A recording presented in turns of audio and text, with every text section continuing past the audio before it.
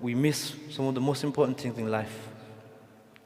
We fail to realize that there's a whole list of other responsibilities and rights that we owe to other people that are not being fulfilled. And an example comes to mind. A friend of mine told me where once he's sat at a family gathering and one of his brother-in-law, he made a comment about his child, his own child, that bear in mind he's a business owner and he's a restaurant owner. He's looking at his child and he's saying, how did my daughter grow up to be 16? I have no memories of her growing up because he was too busy with his work. And he laughed it off as if it was a light situation. But how serious is this situation? This child grew up having no memories of a father being present. How can this father expect this child to listen to the father? And this is, in many ways, a lot of us are in a similar situation where we have so much blessings around us, so many people to be thankful for, yet we remain in this ghafla, this heedlessness. And we remain in this deep sleep, and then suddenly when we do wake up, sometimes it's too late. Sometimes, you realize your child is a teenager now, and you tell him to do something, he doesn't listen to you. He dresses how he wants, he does whatever he wants, and you tell him to be in your company, he doesn't want to be around you. It's because then you start realizing, start regretting that I wish I was there with my child. I wish I spent more time with them. And there's so many marriages as well, they fail because of this heedlessness, where the husband, he's always working, he's always at work, and when he does get a day off, he's chilling with his boys. No quality time to give his wife. And then there's others that that have their parents, but they never value them. Show no respect. Don't give any quality time until it's too late. When they pass away, they overcome with regret. They can't stop crying. They wish that they had one more moment with their parent, so that they could say, Dad, I'm sorry, Mom, I'm sorry. I should have been I should have had more meaningful conversations with you, given you more quality time. And this is what ghafla does.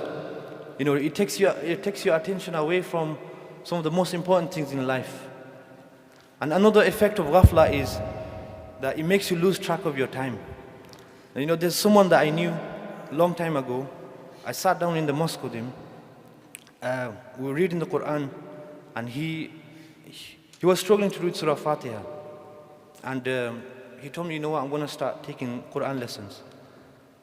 And he promised me that he's going to take Quran lessons. And I met him again after almost 10 years later. And subhanAllah, he was still struggling to read Surah Fatiha. And this is what ghafla does.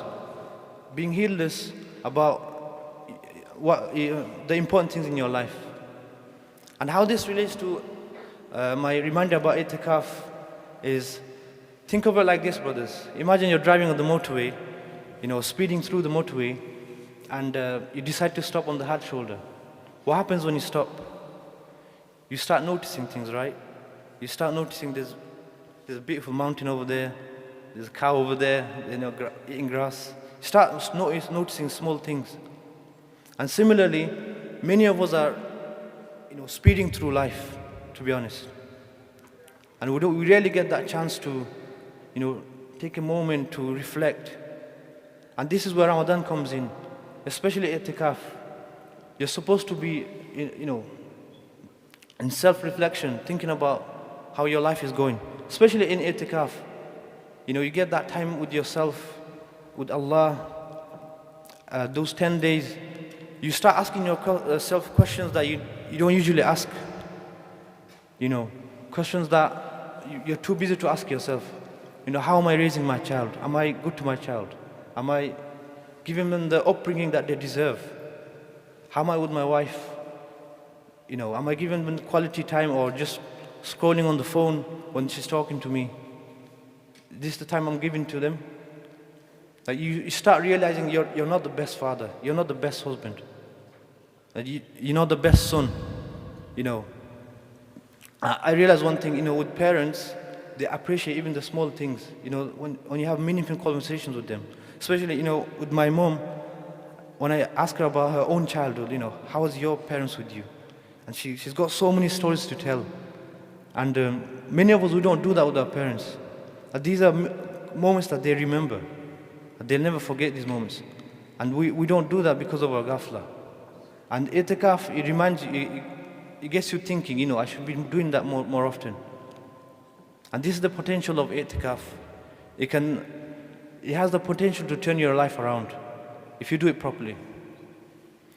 So my advice to you brothers, inshallah, try to perform itikaf this year.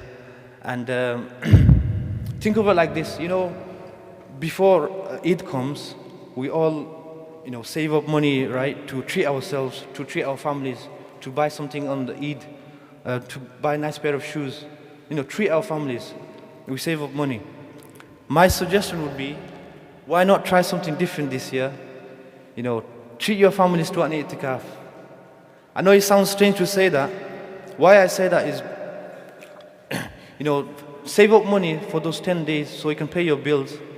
And why I say it's a treat for your family and for yourself, because when you come out of itikaf, it's not just you that benefits. It's all those around you, your children, your wife, your parents. Everyone see a different version of you. And they all take benefit from that, from your itikaf. And this is the potential of itikaf. So I encourage you all to try and perform itikaf this year, inshallah.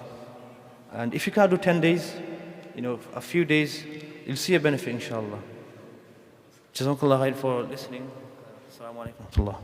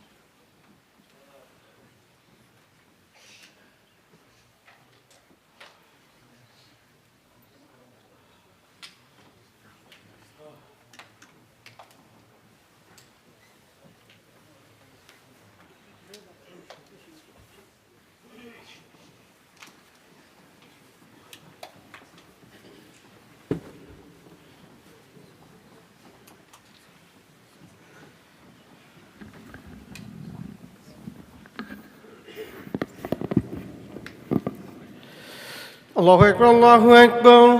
أشهد أن لا إله إلا الله. أشهد أن محمدا رسول الله.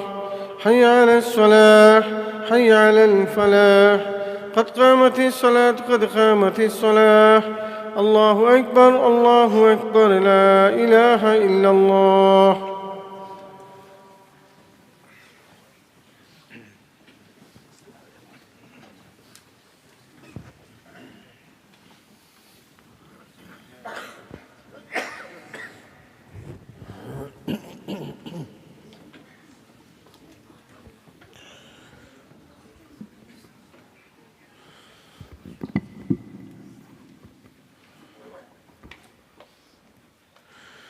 استووا واعتدلوا يرحمكم الله.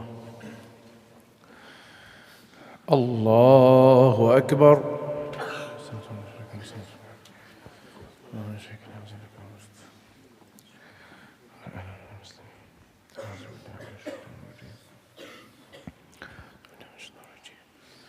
بسم الله الرحمن الرحيم.